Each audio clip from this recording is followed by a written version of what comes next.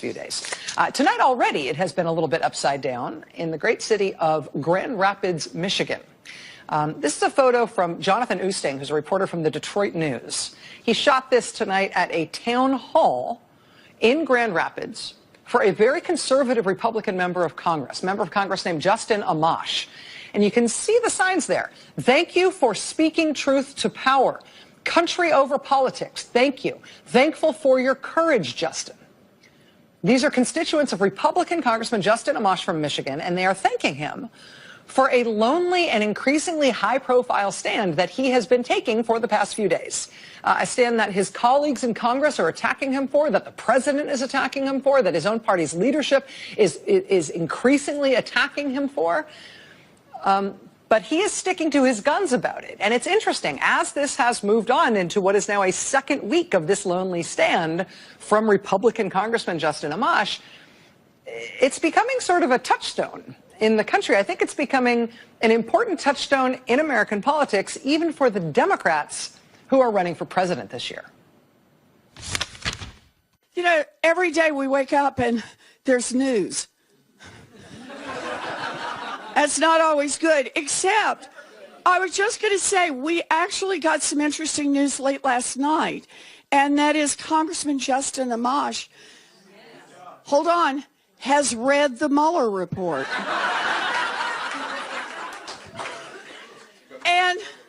And he said once he read it, the only conclusion he could draw is that Donald Trump obstructed justice multiple times and the House should impeach.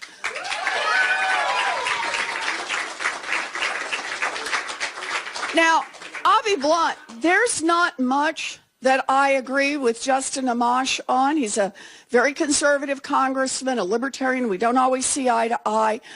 But there are two things we agree completely on.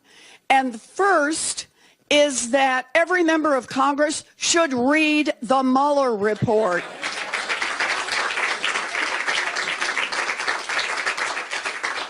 And two, that the rule of law applies even to the President of the United States. Massachusetts Democratic Senator and presidential candidate Elizabeth Warren speaking recently in New Hampshire.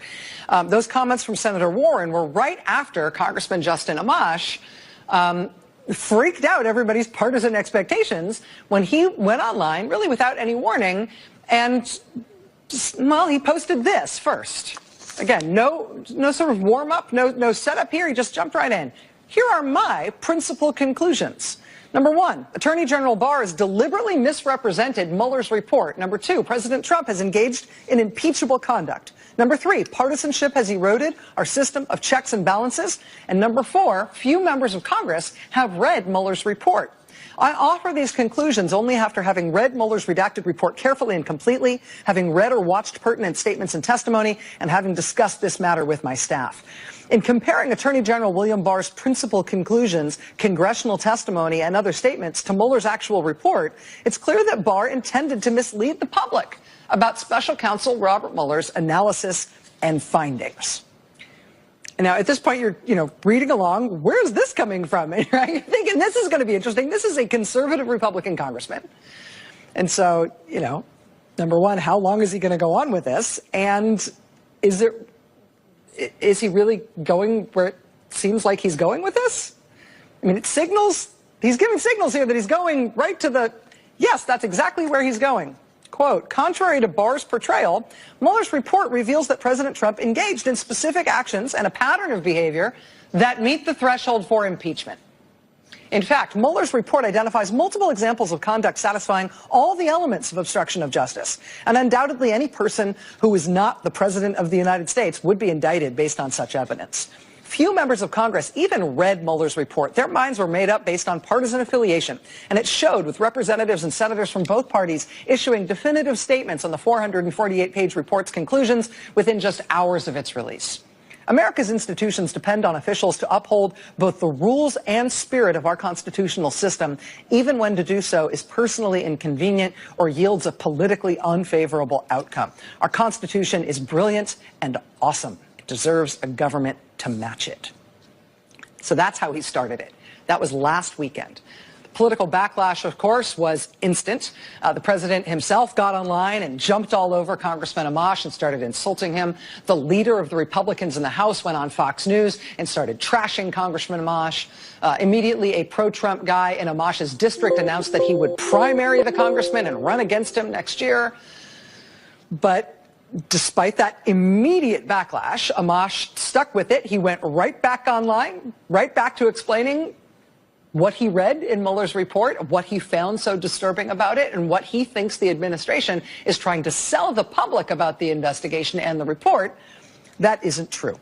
2 days after his initial blast, he says this, quote, "People who say there were no underlying crimes and therefore the president could not have intended to illegally obstruct the investigation and therefore can't be impeached, those people are resting their argument on several falsehoods. One, they say there were no underlying crimes. In fact, there were many crimes revealed by the investigation, some of which were charged and some of which were not, but are nonetheless described in Mueller's report.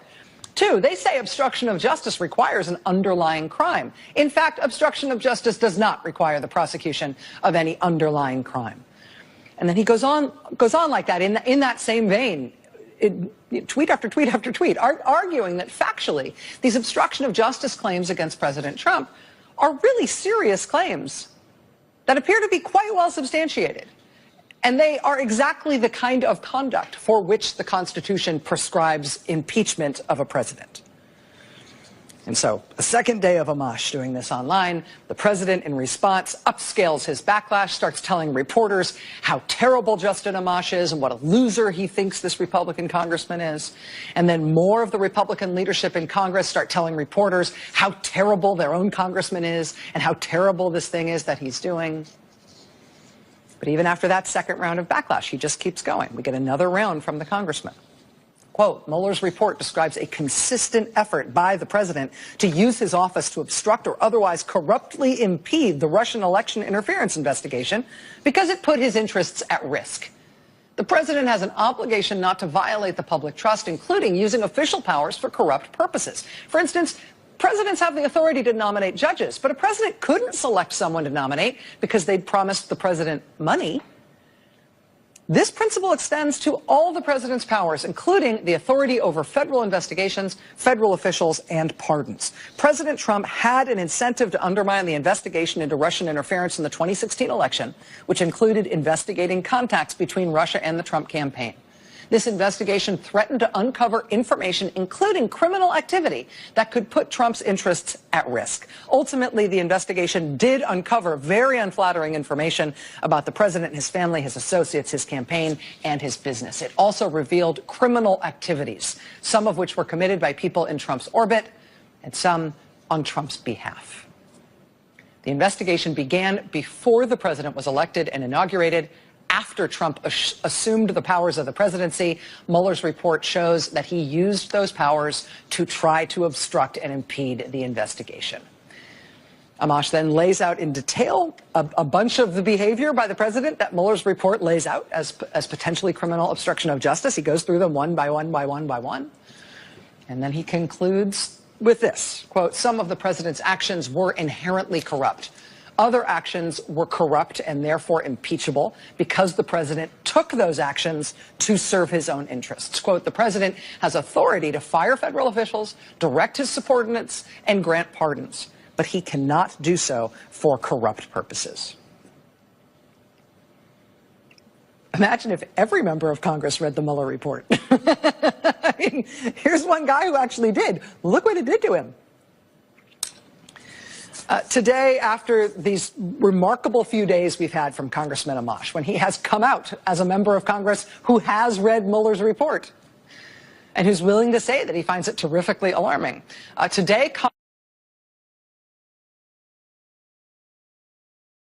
Congressman Amash knew that he would be facing his constituents back home in his Republican district in Michigan. Now, we have covered town halls in Justin Amash's district before. They have tended to be feisty affairs. This is one we covered back in January 2017 when he and his constituents had one of the sort of gnarlier town halls on the issue of health care and repealing Obamacare.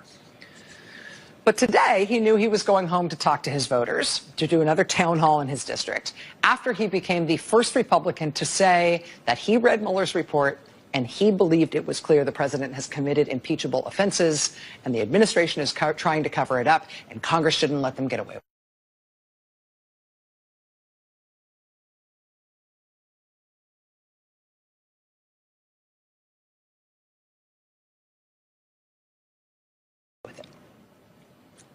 So how did he prepare to meet his constituents to talk about this at his town hall today?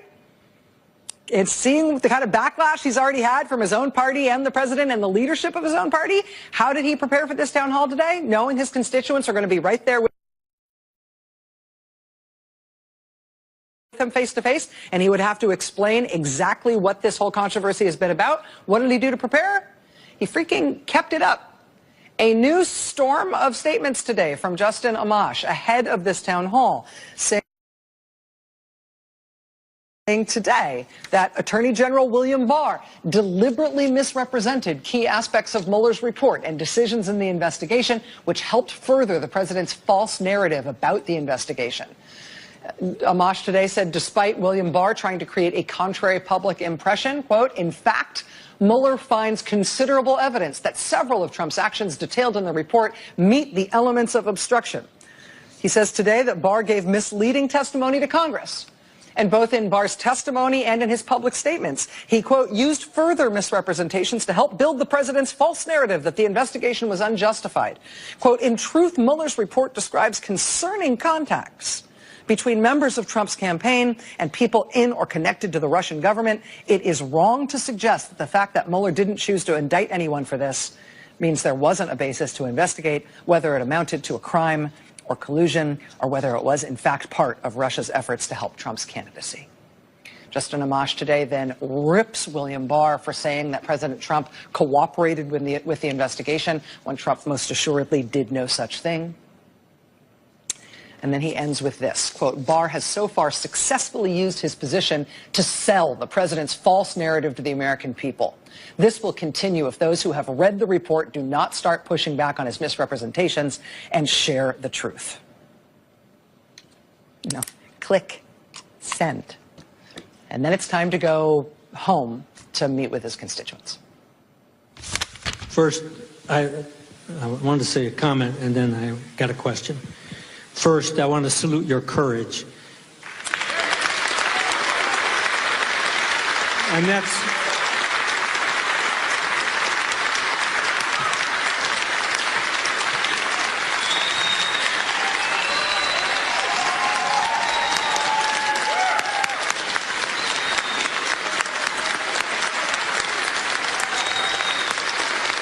Thank you. Thanks.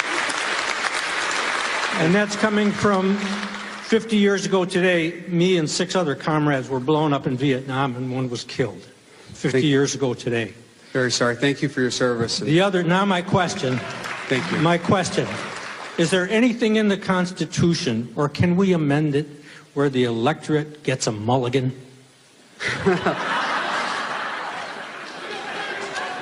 So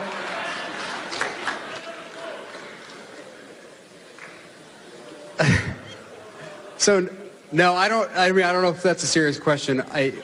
We don't get a mulligan. I don't know if this is how Congressman Amash expected this to go today, but he literally got a standing ovation from the moment he walked in the room, and then he got another standing ovation, the one you saw there. And the way this has gone tonight, he has just not backed down from making this case, and it kind of seems like it's going over. I think it's really important that we do our job as a Congress, that we not allow misconduct to go undeterred, that we not just say someone can violate the public trust and that there are no consequences to it. And if you get a chance, I encourage you all to read the tweets where it lays all of this out. Mueller's report lays all of this out. And I'm confident that if you read Volume 2, you will be appalled at much of the conduct. And I was appalled by it. And that's why I stated what I stated. That's why I came to that conclusion, because I think we can't let conduct like that go unchecked. Thank you. Thanks. I appreciate your courage, and I'm wondering what the next steps would be to ask for an impeachment inquiry. Our question is, although it's found in the Mueller report that Trump has made impeachable offenses, we want to know, because the impeachment process can take so long, that because of the 2020 election, if impeachment process is worth the time that it takes, because the election's coming up and it's such a lengthy process. Yeah, so this is a great question. And it's something that everyone has to wrestle with. You know, I wrestled with this issue quite a bit, because to me the conduct was obviously impeachable. So then the question is, do you then move forward with impeachment proceedings? And my biggest concern, I thought about this for a long time. Like I said, I spent a month reviewing, analyzing, thinking about it. And I am concerned that we've gotten to the point where impeachment may never be used in any circumstance. And I think that is a greater risk than the risk that it will be used too often. As an example, in the Mueller report, he asked the White House counsel to create a false record. Things like that to basically mislead people about a statement he had made. Things like that, to me, reflect incredible dishonesty and really harm the office of the presidency. And I don't think that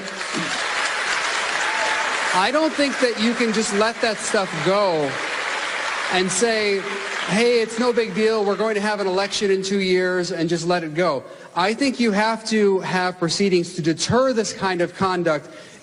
Republican Congressman Justin Amash at his home district tonight in Michigan. That footage is just from a little while ago tonight.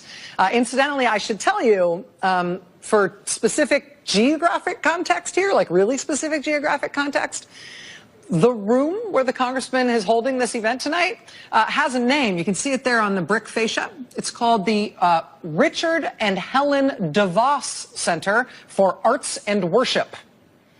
It's the DeVos Center at a local Christian high school. It's funded by the DeVos family, as in Betsy DeVos, the Secretary of Education in the Trump administration. Her family built this building. The reason that's important tonight is because since Congressman Amash read the Mueller report and started speaking his mind about it and talking in the terms that you heard him talk tonight, the DeVos family has announced that they will cut him off and never give him another dime. They have been major supporters of Congressman Amash in his home district. The very room he's standing in tonight to face his constituents is named for the DeVos family and was funded by them, just in case he needs another concrete reminder of all the ways his own party and this administration is going to try to shut him up. But so far, it's not working. And as of tonight, his constituents are apparently prepared to hear that case that he is making.